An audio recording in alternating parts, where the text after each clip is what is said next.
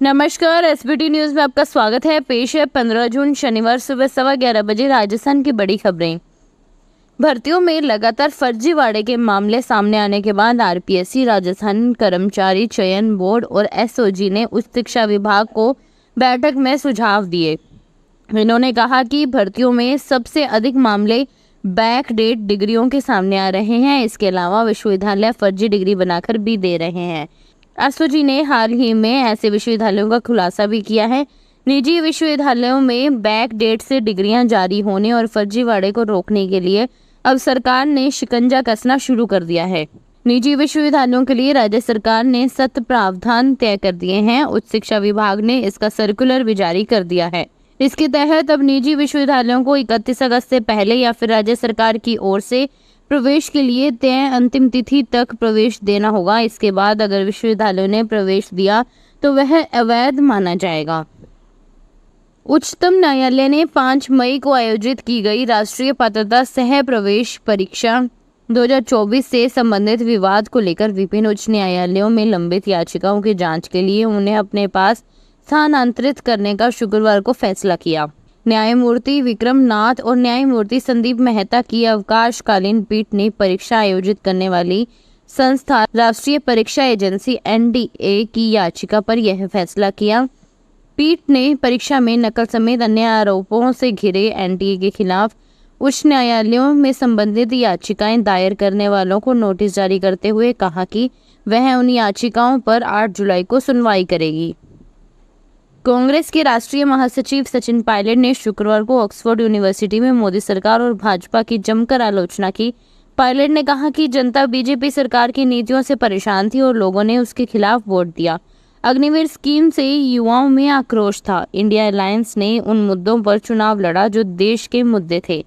हमने गरीबों और अमीरों के बीच बढ़ती खाई आर्थिक मुद्दों पर चुनाव लड़ा। पायलट यूनाइटेड किंगडम में ऑक्सफोर्ड यूनिवर्सिटी के ब्लावातनिक स्कूल ऑफ गवर्नमेंट में बोल रहे थे।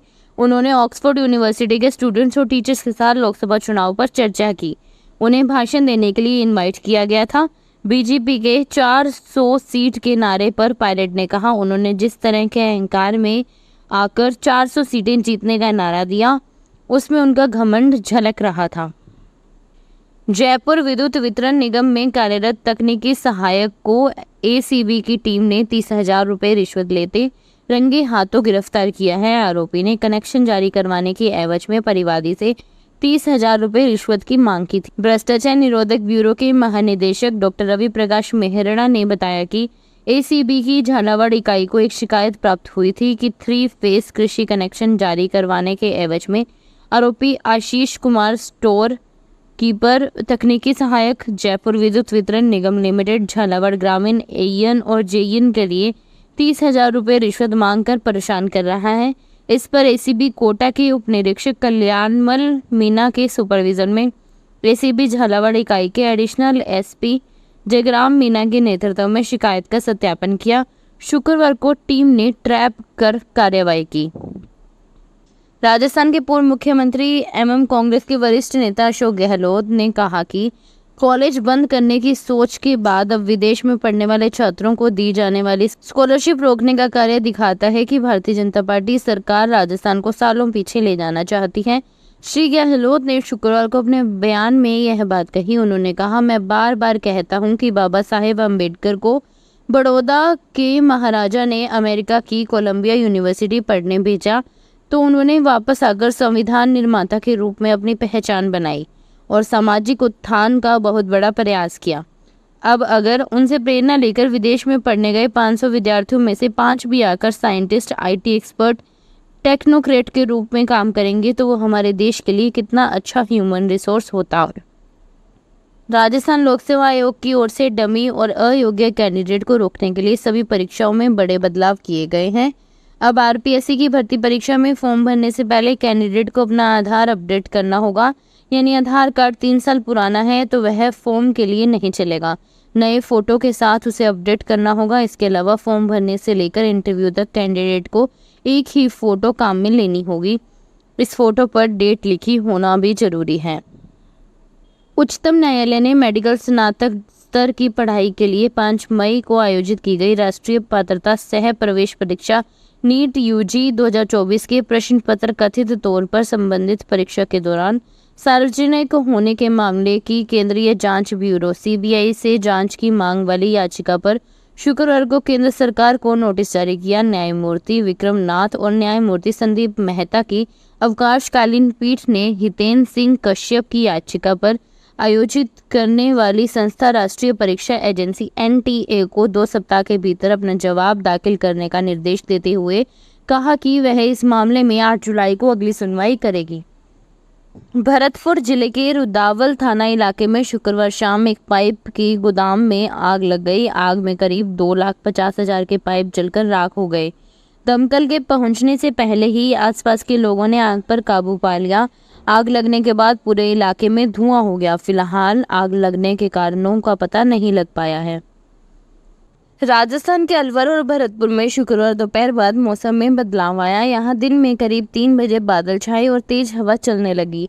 कुछ देर बाद बरसात हुई। बारिश के कारण लोगों को गर्मी से राहत मिली। मौसम विभाग के अनुसार आने वाले 4-5 दिन राजस्थान में अलग अलग हिस्सों में दोपहर बाद आंधी और बारिश की संभावना है। वहीं कहीं कहीं हीट वेव भी चल सकती है। इससे तापमान 46 डिग्री सेल्सियस तक पहुंच सकता है। राजस्थान के राज्यपाल कलराज मिश्र ने कहा कि विश्वविद्यालयों में नई शिक्षा नीति के आलोक में इस तरह के पाठ्यक्रम निर्मित हो जिनसे युवा स्वरोजगार के लिए ही प्रेरित नहीं हो बल्कि उनकी दृष्टि व्यापक हो। श्री मिश्र ने शुक्रवार को राजऋषि भर्तृहरि मत्स्य विश्वविद्यालय अलवर के 4th दीक्षांत समारोह और वहां निर्मित संविधान उद्यान के लोकार्पण में संबोधित कर रहे थे। उन्होंने कहा कि राज्य के प्रत्येक विश्वविद्यालय में संविधान पार्क की स्थापना की गई है। इसका उद्देश्य यही रहा है कि उच्च शिक्षा के साथ साथ युवा संविधान की संस्कृति से प्रत्यक्ष जुड़ सकें।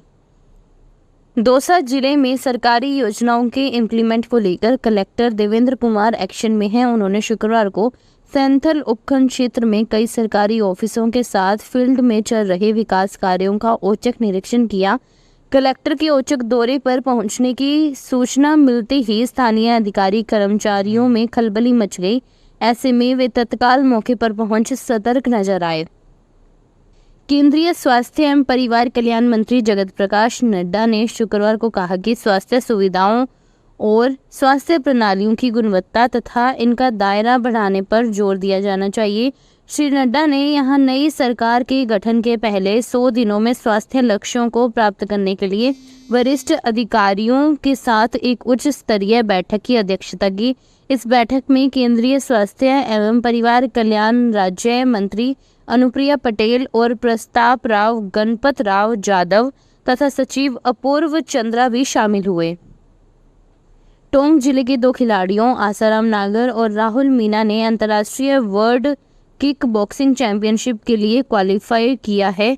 ये दोनों पदक विजेता खिलाड़ी 23 अगस्त से 1 सितंबर तक हंगरी की राजधानी बुडापेस्ट में आयोजित होने वाली वर्ल्ड चैंपियनशिप में भाग लेंगे।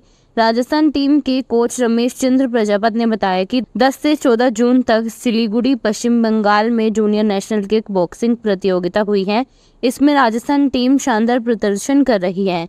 इसमें टोंक टीम से राहुल मीना, आसाराम, यश कुमावत, अमित अरविंद, दिनेश, हरीश, कुलदीप, आसिफ, शिवानी कुमावत तथा नेहा मीना ने जूनियर नेशनल किक बॉक्सिंग प्रतियोगिता भाग लिया है। जोधपुर में अंतर्राष्ट्रीय योग दिवस 21 जून को लेकर कलेक्ट्रेट में शुक्रवार बैठक हुई। कलेक्टर गौरव अग्रवाल की अध्यक्षता में बैठक में जिला मुख्यालय, समस्त ब्लॉक मुख्यालय एवं ग्राम पंचायत मुख्यालय पर सुचारू और व्यवस्थित रूप से कार्यक्रम को लेकर चर्चा की गई। कलेक्टर अग्रवाल ने जिला स्तरीय कार्यक्रम के सफल आयोजन के लिए विभिन्न विभागों के अधिकारियों को कार्यक्रम से जुड़ी जिम्मेदारियां सौंपी। अग्रवाल ने कहा कि सभी विभाग योग दिवस को सफल बनाने के लिए प्रयास करें और योग दिवस कार्यक्रम में अधिक से अधिक भागीदारी निभाएं। सूचना एवं जनसंपर्क विभाग को निर्देश दिए कि योग दिवस के आयोजन के लिए ज्यादा से ज्यादा प्रचार प्रसार किया जाए। राजसमंद में बारिश के मौसम के शुरू होने से पहले जन स्वास्थ्य अभियांत्रिकी विभाग ने संबंधित कंपनी को लीकेज पेयजल पाइपलाइन ठीक करने के निर्देश दिए। विभाग के अधिशासी अभियंता ने कंपनी मैसर्स गोदारा एंटरप्राइजेस को निर्देश दिए कि बारिश का मौसम शुरू होने वाला है। ऐसे में पेयजल आपूर्ति के लीकेज पाइपलाइन को ठीक करना जरूरी है, जिससे कि बारिश का गंदा पानी पेयजल लाइन में नहीं मिले। फिलहाल इस बुलेटिन में इतना ही। फिर हाजिर होंगे और बड़ी खबरों के साथ। तब तक के लिए देखते रहिए एसबीटी न्यूज। धन्यवाद। अगर आप भी अपने आसपास की छोटी बड़ी और महत्वपूर्ण खबरों से अपडेट रहना चाहते हैं तो सब्सक्राइब कीजिए हमारे चैनल एसबीटी न्यूज को और प्रेस कीजिए बेल आइकन पर।